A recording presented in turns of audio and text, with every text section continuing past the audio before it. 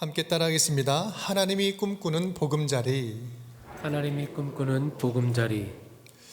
네, 5월이 시작되었습니다. 5월의 달, 5월의 가정의 달이 시작되었습니다.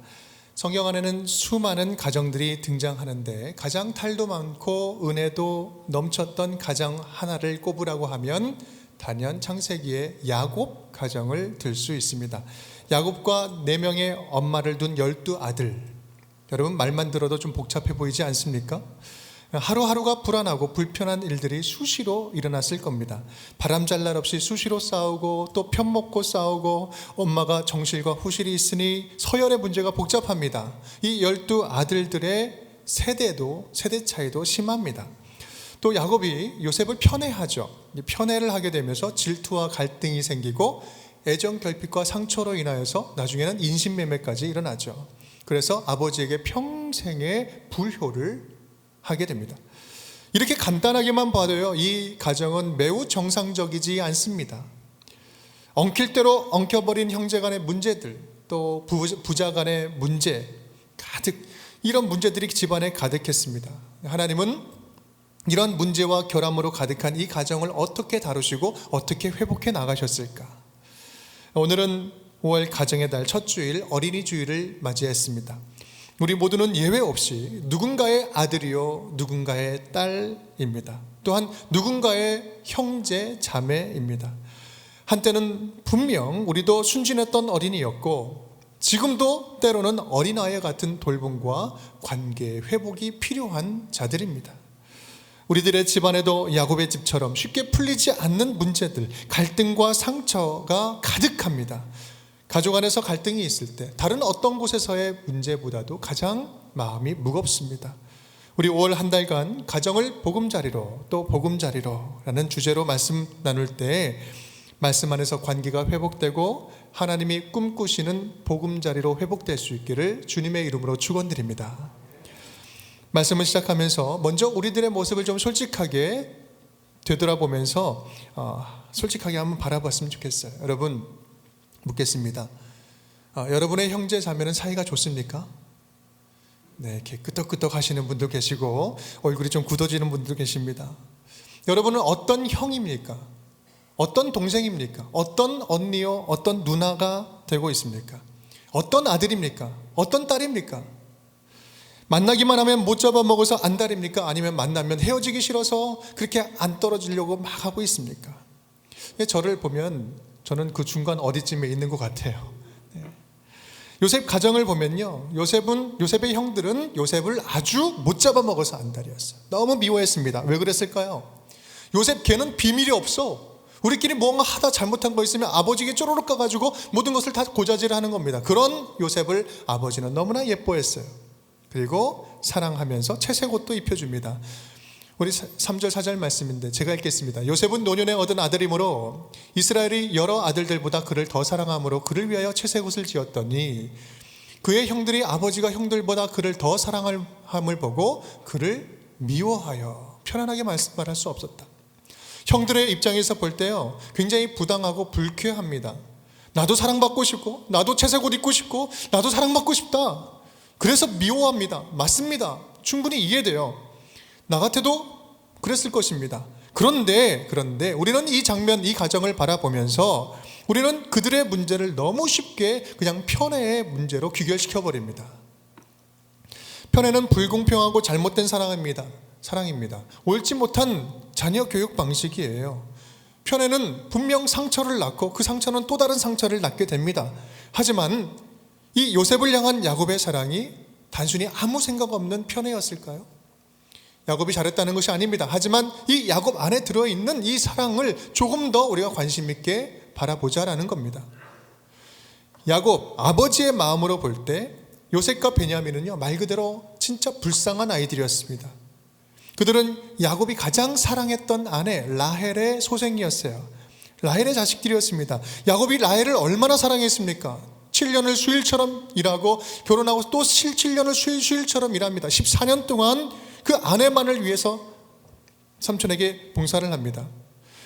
그런데요, 그 결혼하고 났는데 라헬이 아들을 낳습니까? 못 낳잖아요. 못 낳는 기간 동안에 얼마나 고통의 시간들을 보냅니까? 그러다가 노년에 감격적으로 아들을 낳았는데 그가 바로 요셉이었어요. 그리고 그 동생 베냐민을 낳다가 라헬은 죽어버립니다. 아이들은 아주 어린 아이들이었어요. 그 두 어린 아이들은요, 엄마 없는 자식들이 되어버린 겁니다. 그들에게 보호자라고는 아버지 야곱밖에 없어요. 생각해 보십시오. 다른 엄마를 둔 형들만 10명입니다. 그 가운데서 생존해야 되는 거예요. 그래서 야곱은요, 요셉을 더 사랑할 수밖에 없었습니다. 왜요? 그런 12아들 중에서 두 아들은요, 아픈 손가락이니까 더 사랑하는 거예요. 야곱의 균형을 잃은 사랑, 편애에도 나름 이유가 있었던 것이죠. 물론 다른 형제들 입장에서 보면 충분히 기분 나쁠 수 있습니다. 하지만 엄마 없는 서름을 누가 얼마나 알겠습니까? 그래서 야곱은 죽은 라헬을 대신해서 2배로 요셉을 사랑한 거예요. 우리 한 가지 더 말하자면 오늘 본문을 잘 읽어보면 어떻게 표현되냐면요, 요셉을 더 사랑하였다라고 이야기합니다. 아버지 야곱이 형들을 그냥 안중에도 없었다 랄까요? 아니요, 다른 형제들도 다른 아들들도 사랑했어요. 근데 요셉을 더 애틋한 마음으로 사랑했다는 말이죠. 여러분, 저는 지금 편애가 바람직하고 정당하다는 말을 하는 것이 아닙니다. 우리가 사랑하는데 균형을 잃으면 상처가 될 수 있습니다. 하지만 때로는 사랑이 더 필요하고 돌봄이 더 필요한 자들이 있을 수 있다라는 거예요. 지금 당장 돕지 않으면 생존할 수 없는 자녀들이 우리 주변에 우리 자녀들이 있을 수 있다는 말이에요. 더 연약하고 필요가 더 절실한 그 자녀들을 더 많이 챙기는 것은요, 어찌 보면 부모의 마음으로 보면 그것은 이해가 될 수 있는 거예요. 부모는 다 사랑합니다. 각각 필요한 만큼 부어주고 나는 거예요. 부모의 마음으로 크게 전체적으로 보면 그것이 오히려 더 공평한 일이 될 수 있는 것입니다. 우리 하나님의 마음도 마찬가지입니다. 하나님은요, 우리 모두를 공평하게 사랑하십니다. 그런데 그 공평은 기계적으로 딱딱딱 나눠가지고 4분의 1, 5분의 1, 10분의 1 딱 나눠서 기계적으로 똑같이 나눠주는 공평이 아닌 것입니다. 필요한 만큼, 그리고 부족한 만큼 더 채워주고 더 사랑해 주는 것이 하나님의 사랑이에요. 아픈 손가락을 바라보면서 좀 더 고쳐주고 좀 더 감싸주고 좀 더 치료해주고 좀 더 사랑해 주는 것, 그것이 바로 하나님의 사랑, 그것이 바로 하나님께서 아버지의 마음으로 베풀어 주시는 공평하신 사랑이다라는 것입니다. 그래서 없는 자에게는요, 더 풍성히 막 부어주시는 것이고 이미 넘치는 자에게는요, 열심히 나누라고 하는 거예요. 그렇게 해서 평균케 하는 것이죠. 고린도후서 우리 8장 13절 말씀 함께 읽어보겠습니다. 이는 다른 사람들은 평안하게 하고 너희는 곤고하게 하려는 것이 아니요 균등하게 하려 함이니. 아멘. 균등하게 하려 한다. 우리 예전 번역을 보면 평균케 하려 한다라고 표현을 하고 있습니다. 균등한다, 평균케 한다는 말은 모두를 향한 하나님의 공평하신 사랑을 이야기하는 겁니다. 하나님은요, 은혜로운 불공평으로 모두를 공평하게 사랑하십니다. 서로 나누면서, 서로 채워주면서 말입니다. 나의 사랑은 모두에게 공평하니 사랑받는 너희는 서로 돕고 서로 비교하지 말고 너희들은 서로 화목하게 지내라 라는 말씀이죠. 신약에도 이 일로 불평했던 한 인물이 있습니다. 바로 탕자의 형입니다. 누가복음 15장에서 탕자의 형은 이렇게 불만을 토로합니다. 우리 30절 31절, 아버지의 살림을 창녀들과 함께 삼켜버린 이 아들이 돌아오매 이를 위하여 살진 송아지를 잡으셨나이다. 지금 누가 말하는 거예요? 큰아들이 이야기하는 거예요. 어찌 이럴 수 있습니까? 라고 이야기하죠. 그때 아버지가 이렇게 대답합니다. 아버지가 이르되 예, 너는 항상 나와 함께 있으니 내 것이 다 내 것이로되. 너에겐 내 것이 다 네 것인데 뭐가 그렇게 큰 문제가 되겠니? 큰아들은 큰아들대로, 작은 아들은 작은 아들대로 각각 그 은혜에 맞는 분량을 주었다라는 말이에요.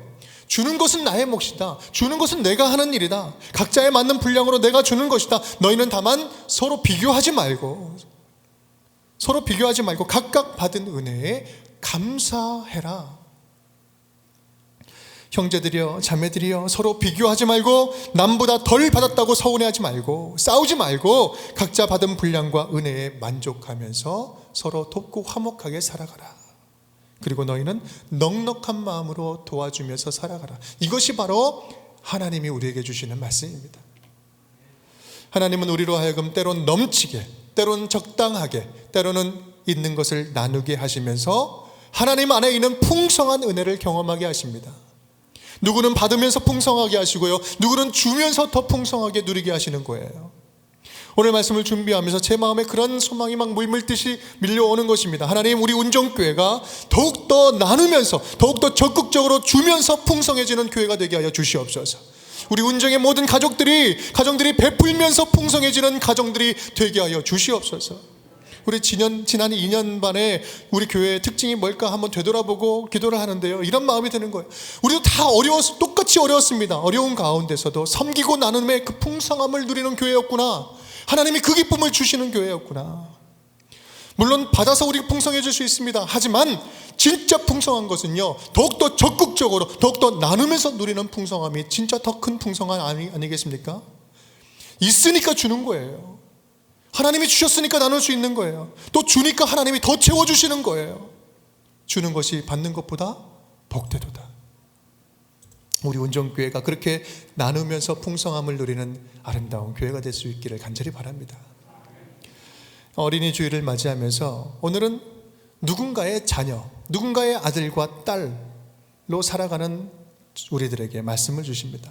사랑하는 자녀들아, 부모의 마음은 서로 사이좋게 지내는 거다. 사이좋게 지내는 거다. 지금 부모님이 이 땅에 계시지 않다 하더라도 그 마음만은 남아있는 거예요. 사이좋게 지내기를 바랍니다. 하나님의 자녀인 우리에게 주시는 말씀입니다. 사랑하는 자녀들아, 믿음 안에서 화목하게 지내자. 각자에게 이미 주신 사랑의 분량에 감사하며 공평하신 하나님을 믿음으로 고백할 수 있을 때 우리 가운데는 기쁨과 만족과 화평함과 화해함이 넘치게 될 줄 믿습니다. 우리 요셉 가족 이야기 속으로 다시 한번 들어가 볼까요? 요셉과 형들은 서로 씻을 수 없는 상처를 주고받았습니다. 이 상처는요, 사람의 힘으로는 치유가 불가능한 상태였어요. 생각해 보십시오. 우리 야곱이 형들이 멀리 지금 헤브론이라는 이 남쪽에 있는 땅에서 건기여서 풀 뜯어먹을 수 없으니 멀리 보냅니다. 우리 세겜까지 양치러 갑니다. 그 아들들이 잘 있는지 사람을 파송해서 문 하나 보내는데 요셉을 보내요. 그 먼 길을 걸어갑니다. 여러분, 그 거리가 얼마나 되는지 아십니까? 헤브론에서 세겜까지는 직선 거리로 77km예요. 그런데 거기 찾아갔는데 없어요. 더 올라갔어요. 도단으로 올라갔는데 거기는 29km입니다. 도합 직선거리만 106km예요. 서울로 따지면 서울에서 충천거리요, 서울에서 아산거리입니다. 그때 그 어린 아이를 보내는 거예요.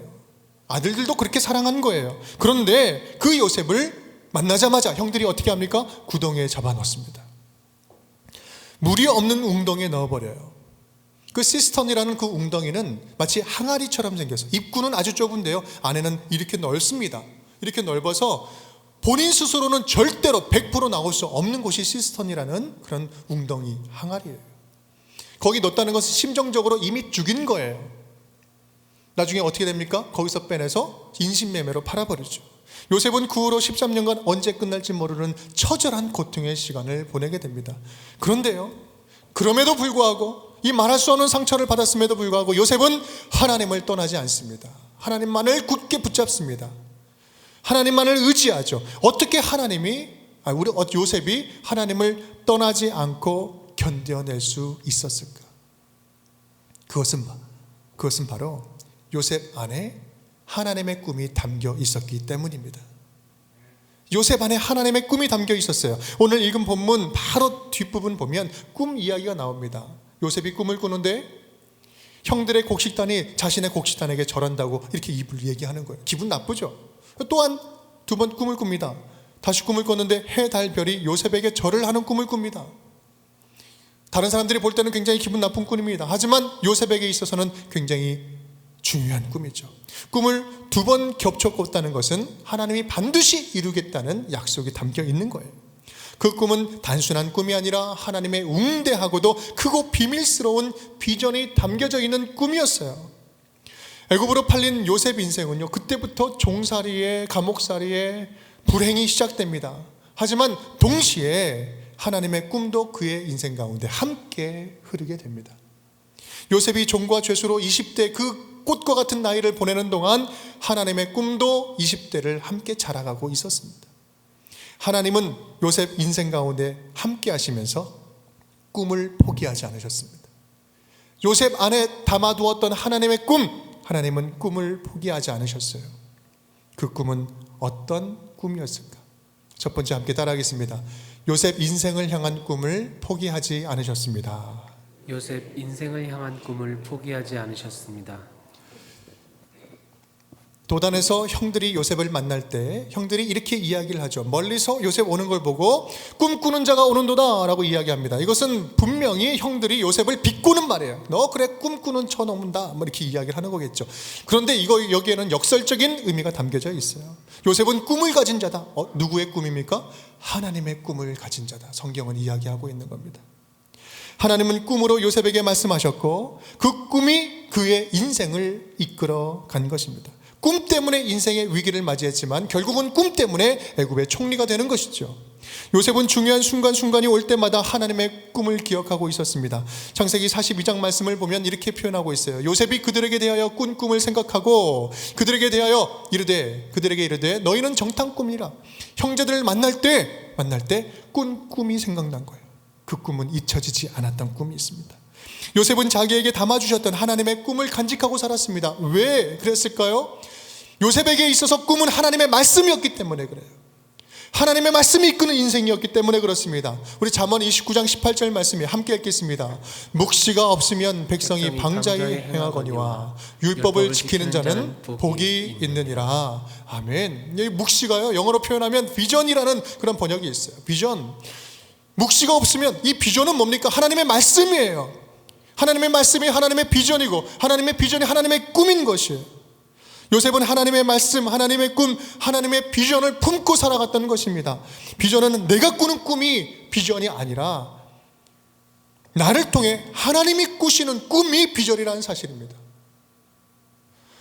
우리 안에 하나님의 말씀과 꿈과 비전이 살아있는 한, 담겨있는 한 하나님은 절대로 우리를 포기하지 않습니다.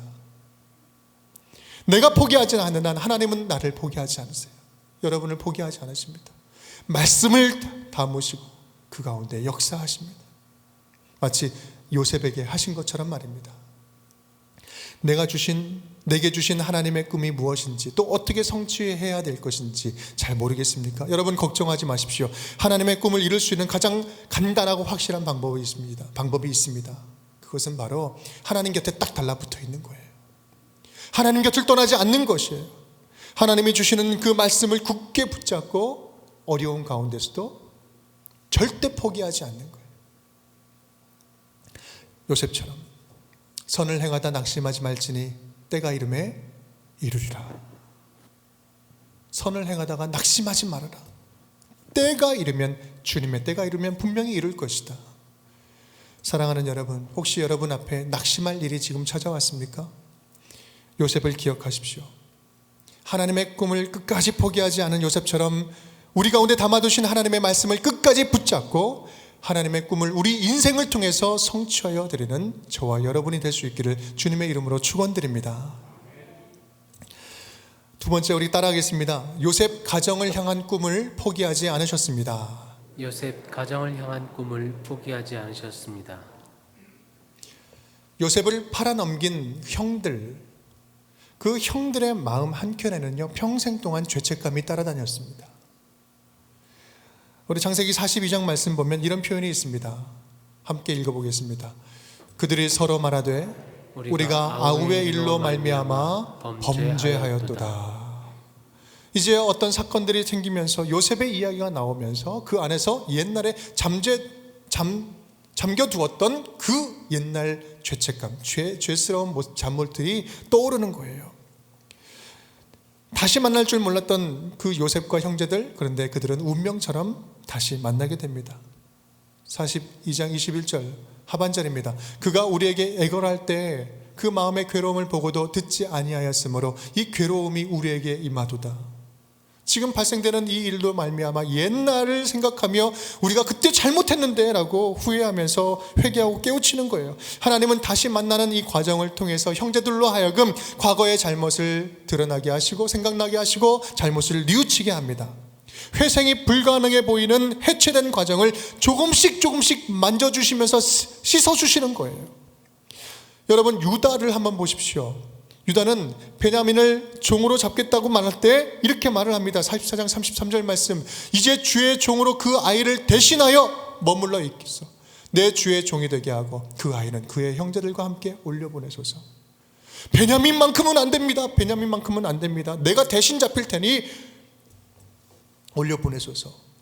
우리 43장에서는요, 우리 유다가 또 이렇게 고백을 해요. 내가 그를 위하여 담보가 되려오리니 내가 그를 대신해서 담보가 되겠다. 대신 잡히겠다라는 거예요. 13년 전에 한번 생각해 보십시오. 그들은 자기들이 살기 위해서 요셉을 죽이려 했습니다. 그런데 지금은요, 이 유다는 이제는 동생을 살리기 위해서 자기가 대신 죽겠다고, 대신 죽는 자리로 가겠다고 이야기를 하는 겁니다. 여러분, 이것은요, 성경 전체에 흐르고 있는 대신 값을 치르는 십자가, 대신 값을 치르는 고엘 사상을 지금 보여주고 있는 거예요. 창세기에서 보여주고 있는 것입니다. 이때부터 성경은 이 유다가 영적 장자권을 획득했음을 보여주고 있어요. 야곱은 어떻습니까, 여러분? 아버지 야곱 43장 13, 14절 말씀 우리 함께 읽어보겠습니다. 내 아우도 데리고 떠나 다시 그 사람에게로 가라. 전능하신 하나님께서 그 사람 앞에서 너희에게 은혜를 베푸사 그 사람으로 너희 다른 형제와 베냐민을 돌려보내게 하시기를 원하노라. 내가 자식을 잃게 되면 이르리이다. 아멘. 어떻게 됩니까? 요셉이 마지막에 베냐민을 보내는 장면이에요. 평생 동안 이 아들만큼은 안 돼, 이 아들만큼은 안 돼. 요셉도 잃었는데 베냐민마저 잃을 수 없어. 아들에 대한 집착이 너무나 컸습니다. 그런데요, 그 야곱이 삶의 모든 주도권을 누구에게 드려요? 하나님께. 전능하신 하나님께서 그 사람 앞에서 내게 은혜를 베푸세요. 지금까지 누가 은혜를 베풀었어요? 내가 보호해야 된다고 생각했어요. 하지만 떠나보내는 겁니다. 이 아들은 하나님의 아들입니다. 하나님의 뜻이 있으면 하나님이 책임져 주실 줄 믿습니다. 내 자식을 잃게 되면 이르리로다. 완전히 맡기는 장면이에요. 야곱은 그렇게 믿음의 인격이 완성이 됩니다. 여러분, 지금 이 고통스러운 과정인데, 고통스러운 과정 속에서 하나씩 주님께서 고치시고 회복시키는 장면을 볼 수 있습니다. 우리 하나님은 결국 산산조각 났던 그 요셉 가족들을 화해의 자리로 이끄십니다. 45장 8절 말씀 함께 읽겠습니다. 당신들이 나를 이곳에 팔았다고 해서 근심하지 마소서, 한탄하지 마소서. 하나님이 생명을 구원하시려고 나를 당신들보다 먼저 보내셨나이다. 아멘. 하나님이 우리 모두를 살리시려고 나를 먼저 보낸 겁니다. 당신들이 보낸 거 아닙니다. 하나님의 크신 뜻 안에서 보냄받은 것입니다. 두려워하지 마십시오. 근심하지 마십시오. 요셉은 먼저 용서를 선포하고 있는 거예요. 하나님의 주권을 분명히 인정할 때 우리는 깨어진 가정에, 깨어진 관계에 용서와 화해가 깃들 수 있습니다. 사랑하는 여러분, 우리 하나님은 우리 가정들 안에 오랫동안 풀지 못했던 마음들이 서로 풀어지기를 원하십니다. 물론 여러분, 여기서 말할 수 없는, 쉽게 풀릴 수 없는 다양한 사연들, 그리고 다양한 아픔들, 상처가 있고 때로는 원망도 가득합니다. 그것이 약하다는 것이 아니에요. 하지만 주님께서 불쌍히 여기시고 만지시면 풀지 못할 상처 없고 회복하지 못할 관계가 없다라는 사실입니다.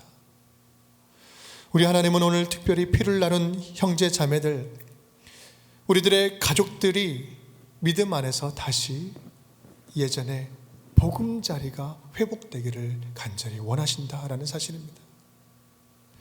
여러분, 오늘 도전드립니다. 형제들끼리 혹시 관계가 안 좋은 분들 계신다면 화해하기를 포기하지 마십시오. 왜냐하면 우리 하나님이 포기하지 않으시기 때문입니다. 왜요? 무엇을 화해하기를 포기하지 않으시기 때문입니다. 왜 그렇습니까? 우리들 가정 안에는 어떠한 모습이든지 연약한 가족이다 할지라도 하나님의 꿈이 담겨져 있기 때문입니다. 하나님의 꿈은, 우리 가족을 향한 하나님의 꿈은 가정 안에 있는 깊은 오해와 상처가 씻어지고 치유되고 화해가 일어나고 하나님의 사랑이 머무는 보금자리가 되는 것이기 때문입니다. 우리 운정의 모든 가정들 안에 그런 회복이 있기를 간절히 축복합니다. 우리 세 번째 함께 따라하겠습니다. 하나님 나라를 향한 꿈을 포기하지 않으십니다. 하나님 나라를 향한 꿈을 포기하지 않으십니다. 우리 다 함께 45장 7절 8절 말씀 우리 함께 큰 목소리를 읽겠습니다. 하나님이 큰 구원으로 당신들의 생명을 보존하고 당신들의 후손을 세상에 두시려고 나를 당신들보다 먼저 보내셨나니 그런즉 나를 이리로 보낸 이는 당신들이 아니요 하나님이시라. 하나님이 나를 바로에게 아버지로 삼으시고 그 온 집의 주로 삼으시며 애굽 온 땅의 통치자로 삼으셨나이다. 아멘. 아멘. 하나님의 꿈은요, 단순히 요셉만을 위한, 또 요셉의 가족의 관계 회복만을 위한 것이 아니었어요. 하나님의 더 큰 꿈은 요셉을 통해서 하나님이 열방을 통치하시는 것, 요셉을 통해서 열방을 하나님께서 통치하시겠다는 것, 그것이 하나님의 더 웅대한 꿈이었어요.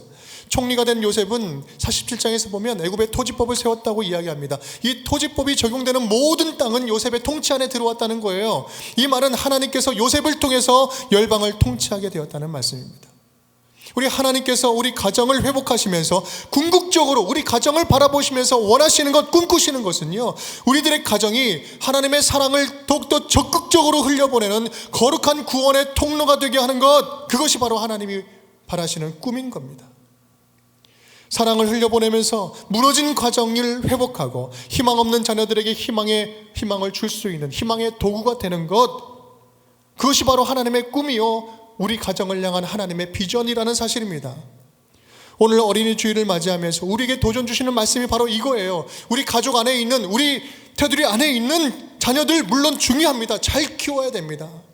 그런데요, 2021년도 지금 같은 시간을 살아가고 있는 우리 아이들 가운데 하나님의 사랑을 받지 못하고 죽어가는 아이들이 있다면, 실제로 밥도 물도 먹지 못해 죽어가는 아이들이 있다면 그들에게 희망과 구원을 전해주는 것도 지금 저와 여러분이 반드시 해야 할, 책임 가지고 해야 할 일이 아니겠냐라는 말씀입니다. 고통받는 이 땅의 아이들, 나의 회복, 우리 가족의 회복을 넘어서 지구촌 어딘가에 무너진 가족들을 살리는 그런 사랑을 흘려보낼 수 있다면, 그것이 우리가 오늘 애굽의 총리가 된 요셉처럼 열방을 하나님 나라로 통치하며 회복시키는 그런 모습이 아니겠습니까? 요셉을 살리고 요셉 가정을 살리고 열방을 통치하는 이 이야기가 오늘 어린이 주일을 맞이하면서 우리에게 주시는 의미는 무엇입니까?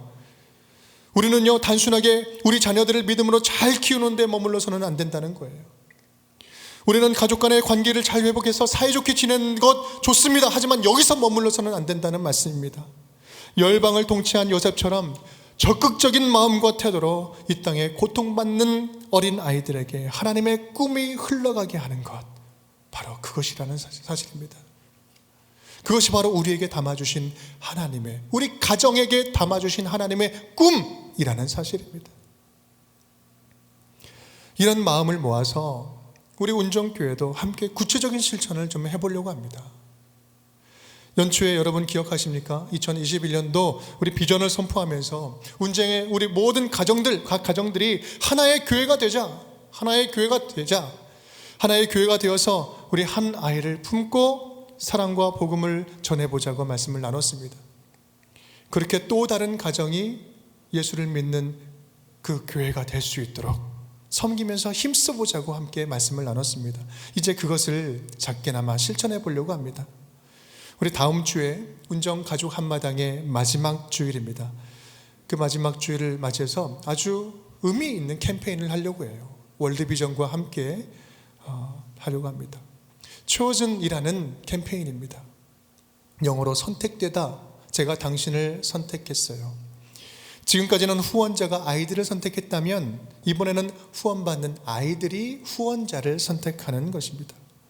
후원할 가정은 사진을 찍어서 아프리카 가나에 있는 판데아카 지역에 있는 아이들에게 보내게 될 것입니다. 보내게 되면 그곳 아이들이 우리 운정교회의 후원자들을 그들이 선택할 거예요. 그리고 나는 누구인지, 그리고 내가 당신을 왜 선택했는지, 어떤 희망, 꿈을 가지고 있는지, 얼마나 내가 감사한지, 그런 이야기들을 함께 나누면서 멀리 있지만 한 가족이 되는 것입니다. 여기에는 큰 의미가 있습니다. 지금까지는요, 후원자로부터 선택되기를 기다리는 아이들이 너무나 많았어요. 수년을 기다리는 아이들도 있었습니다. 아무리 간절히 원한다 하더라도 그들에게는 선택권이 없어요.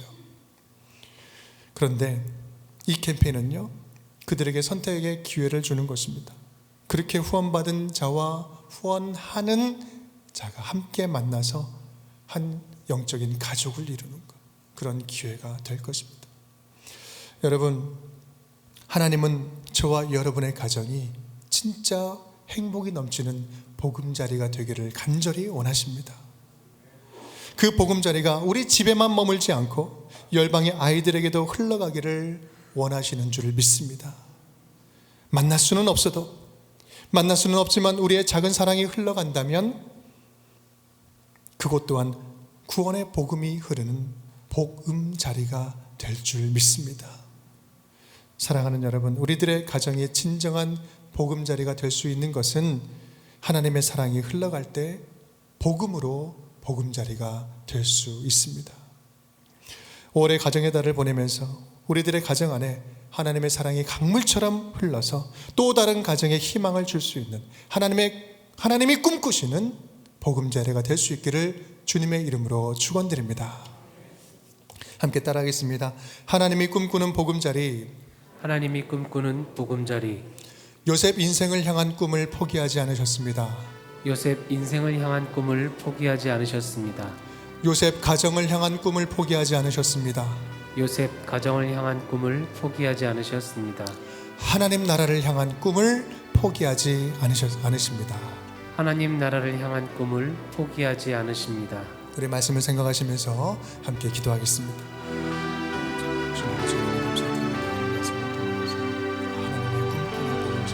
하나님, 그렇게 우리 가정이 회복되고 삶이 회복되고 우리 가정을 통해서 하나님 영광을 회복시키는 그 거룩한 과정과 그 일들에 불러주시니 진심으로 감사합니다. 하나님의 모든 성도들이 그 거룩한 일들을 더욱더 적극적으로 나누고 생각하고 쓰임을 주시옵소서. 인도하여 주시옵소서. 감사합니다. 주여 써주시옵소서. 예수님의 이름으로 기도드립니다. 참 좋으신 아버지 하나님, 오늘 우리 가정을 바라보시며 우리의 한 인생을 바라보시며 우리에게 얼마나 큰 하나님의 꿈이 담겨져 있는지 알게 하시니 감사드립니다.